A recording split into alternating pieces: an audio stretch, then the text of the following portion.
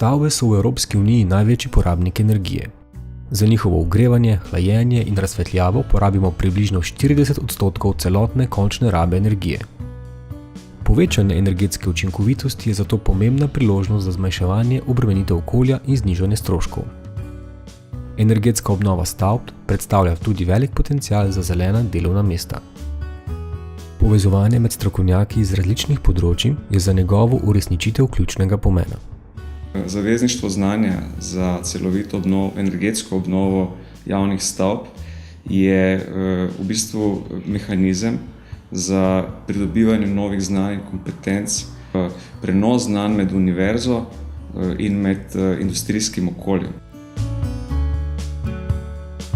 Učni laboratorij v realnem življenju je predvsem ta trojček, ki ga sestavljajo univerza, raziskovalci, mentorji, študentje in pa realni sektor.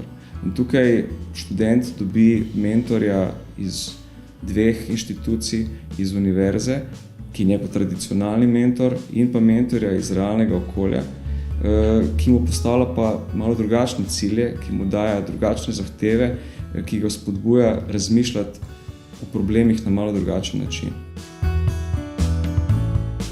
V zavezništvu nastopa 25 podjetij, 7 fakultet, na nekaterih stavbah je realizirana energetska obnova, konkretno Filozofska fakulteta in pa Ekonomska fakulteta.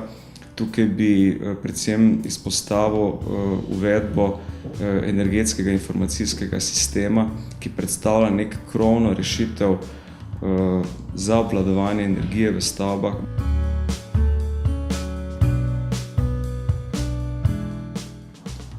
Sodelovanje je beseda, ki se zelo pogosto pojavlja, o njej zelo veliko govorimo, v praksi sodelovanja pa bistveno manj.